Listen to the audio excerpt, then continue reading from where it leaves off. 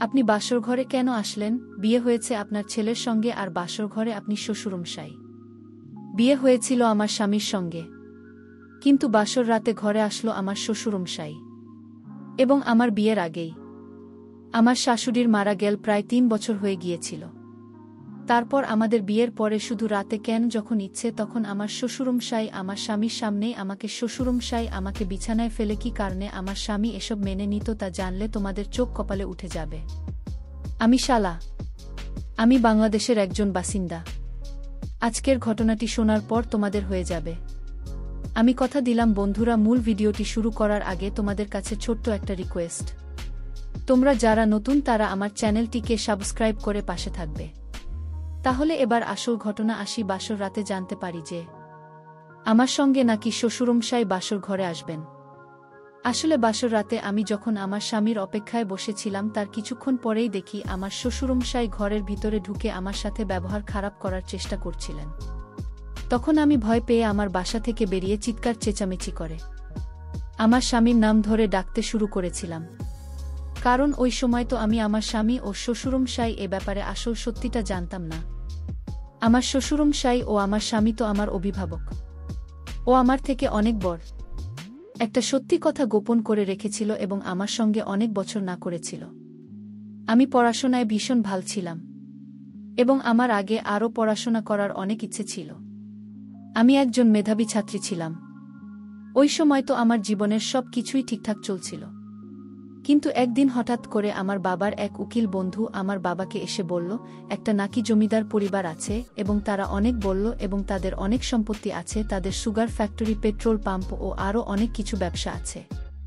আমার বাবা তো তাদের টাকা পয়সাও সম্পত্তি দেখে এই সম্বন্ধের জন্য রাজি হয়েছিল। তারপর প্রথম দিন যখন আমাকে ছেলেপক্ষ থেকে দেখতে আসে তখন আমার ভাসুর ও আমার হবু স্বামী ও শ্বশুরমশাই আমাকে দেখতে এসেছিল। যেদিন তারা ৩ জন মিলে আমাকে দেখতে এসেছিল সেদিন আমার শ্বশুরমশাইয়ের ব্যবহার দেখে তো আমি খুব আশ্চর্য হয়েছিলাম। শুধু আমি কেন, আমার বাবা মাও ভীষণ আশ্চর্য হয়েছিল। কারণ আমার শ্বশুরমশাই আমার হাত দেখে জানার চেষ্টা করেছিলেন যে আমি একজন সর্বগুণসম্পন্ন নারী কি না। শুধু তাই নয়, আমাকে অনেক রকমভাবে যাচাই করার পরে উনি আমাকে নিজের ছোট ছেলে সিহাবের জন্য পছন্দ করেছিলেন এবং আমাকে তার ছোট ছেলের জন্য পছন্দ করার পরে আমার বাবাকে হবু শ্বশুরমশাই বলেছিলেন, মাস্টার মশাই, আপনার মেয়ে তো হীরা আছে এবং আপনার মেয়েকে আমার বাড়ির বৌমা করব। আমার বাবা একটা প্রাইভেট স্কুলের মাস্টার ছিল, তাই আমার বাবাকে সবাই মাস্টারমশাই বলেই ডাকত। আমি বাবা মায়ের একমাত্র কন্যা সন্তান ছিলাম। ছেলেপক্ষ থেকে যখন আমাকে দেখতে আসার কথা হয়েছিল তার আগে আমার বাবার বন্ধু মানে উকিল কাকু ছেলেটির ছবি, আমার হবু স্বামী সিহাবের ছবি আমার বাবাকে দেখেছি এবং সিহাবের সুন্দর চেহারা দেখে তো আমার বাবা তাদেরকে আমাদের বাড়িতে আমন্ত্রণ জানিয়েছিল। কিন্তু আমরা কেউ স্বপ্নেও ভাবতে পারিনি যে আমার জীবন তো মুহূর্তের মধ্যেই নরকে পরিণত হতে চলেছিল। এমনকি আমার শ্বশুর আমাকে যেদিন দেখতে আসে সেদিনই এই বিয়েটা পাকা করে দিয়েছিল।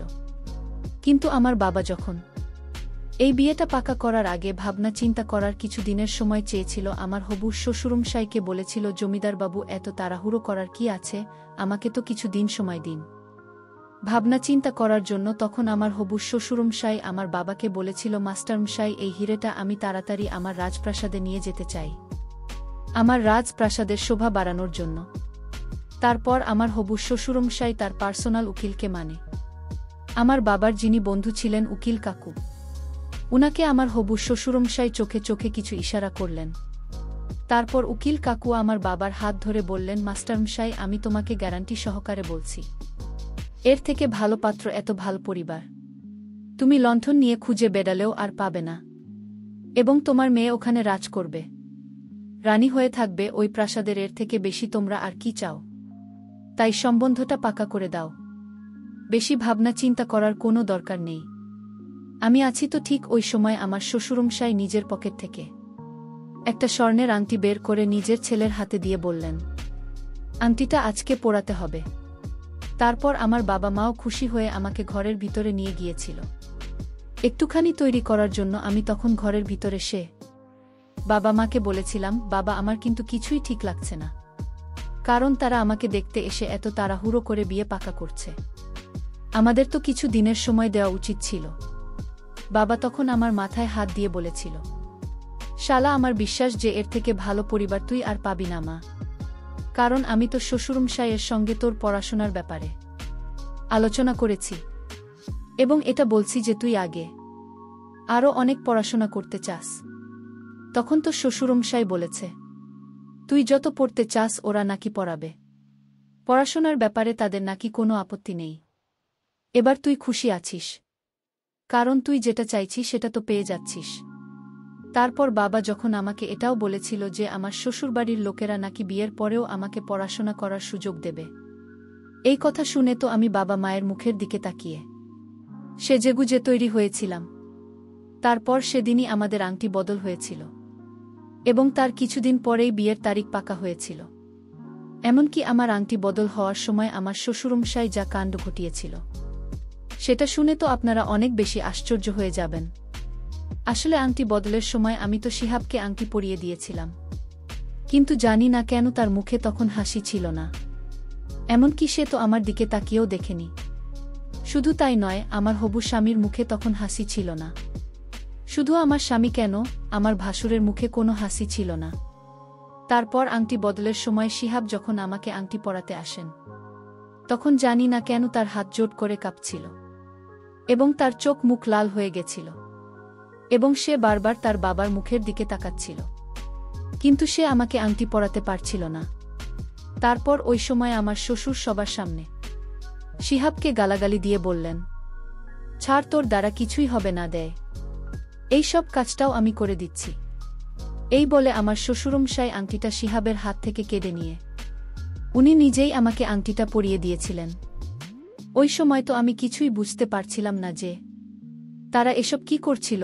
আমার শ্বশুরের কাণ্ড দেখে তো অনেক বেশি আশ্চর্য হয়েছিলাম, এবং আমার হবু স্বামী কেন এত ভয় পাচ্ছিল আমাকে আংটি পরানোর। তখন আমার শ্বশুরের পার্সোনাল উকিল মানে উকিল কাকু আর কি, উনি আমার বাবা মায়ের দিকে মুচকি হেসে বলেছিল, আরে আমাদের শিহাব না, ভীষণ সহজ সরল, আজ পর্যন্ত কোনো মেয়ের দিকে খারাপ নজরে দেখাতো।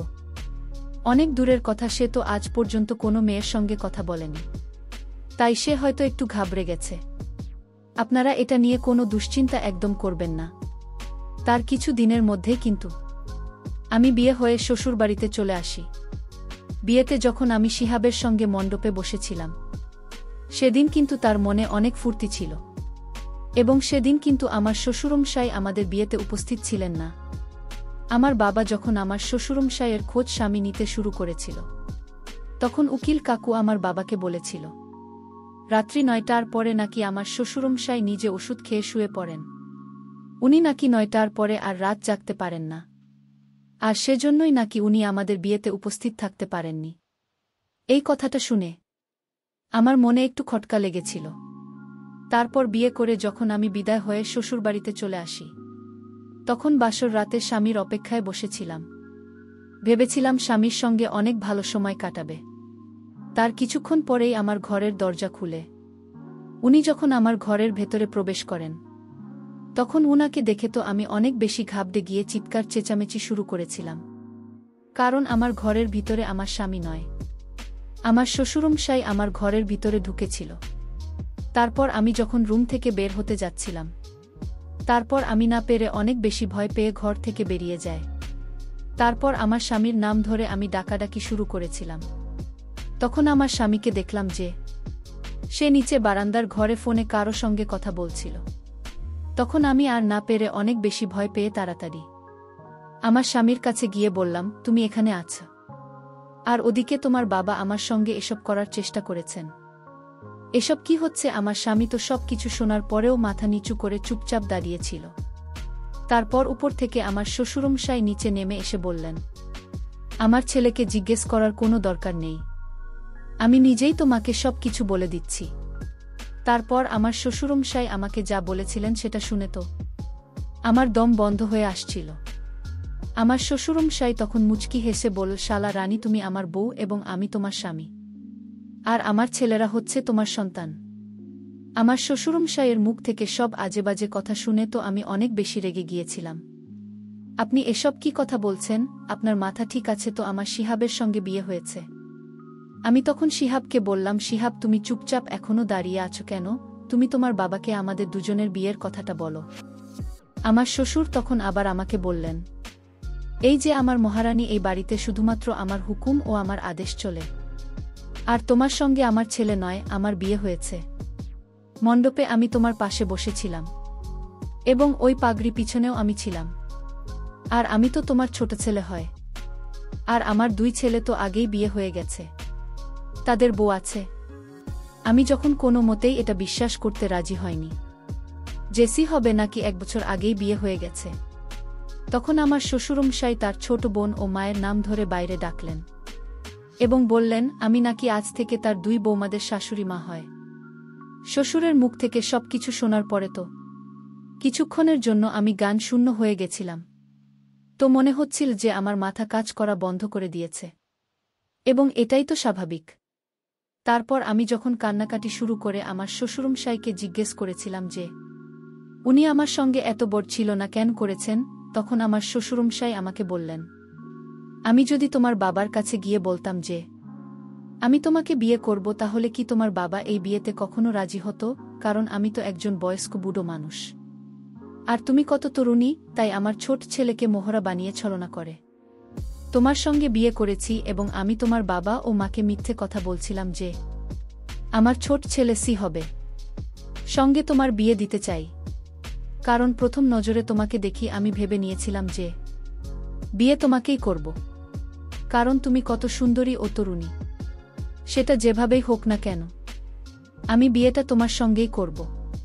তারপর শ্বশুরের মুখ থেকে সবকিছু শোনার পরে আমি যখন কান্নাকাটি করে আমার শ্বশুরের সামনে হাত জোড় করে বলেছিলাম আমাকে যাতে বাড়ি যেতে দেয়, তখন আমার শ্বশুরমশাই আমাকে বলেছিলেন, ও আমার রানী, তোমাকে তো বিয়ে করেছি এই বাড়ির মালকিন করার জন্য, তাই আজ থেকে এটা বলা ছেড়ে দাও যে তুমি বাবার বাড়ি যাবে। তারপর আমার শ্বশুরমশাই তার ছেলে ও বৌমাদের উপর অনেক জোরে চিৎকার করে হুমকি দিয়ে বললেন, তোমরা 4 জন মিলে এখানে দাঁড়িয়ে কেন নাটক দেখছে, নাকি সব নিজের ঘরে চলে যাও এবং আমাদের স্বামী স্ত্রীদের একা ছেড়ে দাও।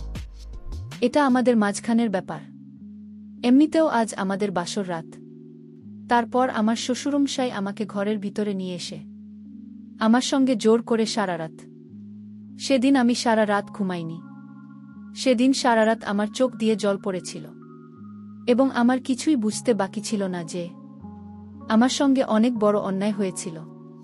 কিন্তু সেদিনই আমি নিজের মনে মনে প্রতিজ্ঞা করেছিলাম যে এটার প্রতিশোধ তো আমি নিয়েই ছাড়ব এবং আমি নিজের জীবন নষ্ট হতে দেব না, এবং সেটা নিজের জ্ঞান ও উপস্থিত বুদ্ধির মাধ্যমে করব। আমার সঙ্গে অত বড় অপরাধ হওয়া সত্ত্বেও আমি কিন্তু হার মানিনি।